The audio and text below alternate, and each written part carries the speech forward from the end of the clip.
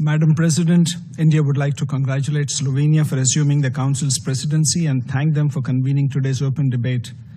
I also thank His Excellency Ban Ki-moon, the former UN Secretary General, for his insightful briefing as also the external briefer for her remarks. The theme of today's open debate, leadership for peace, and the guiding questions are particularly pertinent in the current context. The establishment of the United Nations was rooted in the desire of member states to achieve sustainable peace. Consequently, maintenance of international peace and security became its central pillar, and the United Nations Security Council was primarily entrusted with this onerous task. Inability of the Council to purposefully intervene in today's raging conflicts in different regions has deeply disappointed our citizens, who question UN's legitimacy, efficacy, credibility, and relevance. The next Secretary General would therefore assume charge at a critical juncture for this organization. In this backdrop, India would like to make the following points. First, the primary responsibility for maintenance of international peace and security rests with the Council and its membership, especially the permanent members who have been continuously represented over the past 8 decades in the Council. When their approaches were focused on global public goods, the chances of peace prevailing have brightened. When their approaches focused on narrower national interest, chances of peace have dimmed. The quality and focus of the leadership displayed by members of the Council thus represents the most important aspect, impinging on maintenance of international peace and security.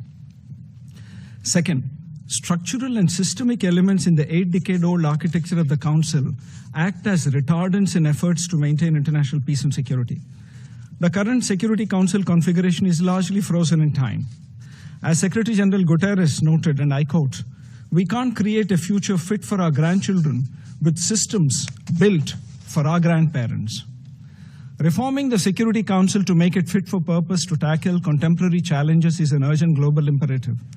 The intergovernmental negotiations framework launched for Council reform, which has largely remained barren and bereft of productive outcomes, must move towards time-bound, text-based negotiations at the earliest to enhance representation from underrepresented and unrepresented geographies in tune with today's realities in both the permanent and elected categories of membership. Third, leadership for peace should be the guiding mantra for the ongoing UN-80 reforms initiative to enhance efficiency, effectiveness, and relevance of the UN and multilateral system. This is not a one-shot process, but a continuing effort that would pass on to the new Secretary General, who would be called upon not only to address present challenges, but also to reinvigorate multilateralism. Fourth, the new Secretary General must embody the aspirations of the overwhelming majority of humanity, who are from developing countries of the global south. These aspirations largely cover the development spectrum and pertain to ensuring the basic minimum of living standards, and cover areas such as financing for development, climate equity and justice, achieving SDGs, overseas development assistance, etc. Fifth, leadership by definition must be inclusive for it to be representative, legitimate, and effective. Appointments of senior UN leadership must follow a transparent and objective process rather than a division of spoils approach. No post should become the exclusive and continuing preserve of some member states. Sixth, India takes note of the recent efforts by the large majority of member states to bring in greater transparency and predictability in the election process of UN Secretary General, as also evidenced in the negotiations on UN General Assembly Resolution 79/327. Madam President, before I conclude, I refer to the statement made by the representative of Pakistan today. India would like to reiterate that the Union territories of Jammu and Kashmir and Ladakh are an integral and inalienable part of India. They were, are, and will always remain so. Pakistan's unwarranted reference to Jammu and Kashmir in today's open debate attests to its obsessive focus on harming India and its people.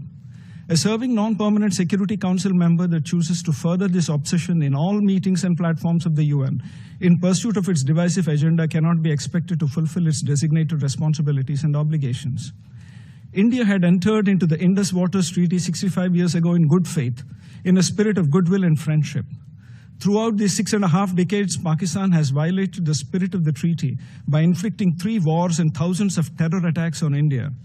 In the last 4 decades, tens of thousands of Indian lives have been lost in Pakistan-sponsored terror attacks, the most recent of which was a Pahalgam terror attack in April 2025, which involved religion-based targeted killings of 26 innocent civilians by Pakistan-sponsored terrorists. It is in this backdrop that India has finally announced that the treaty will be held in abeyance until Pakistan, which is a global epicenter of terror, credibly and irrevocably ends its support for cross-border and all other forms of terrorism.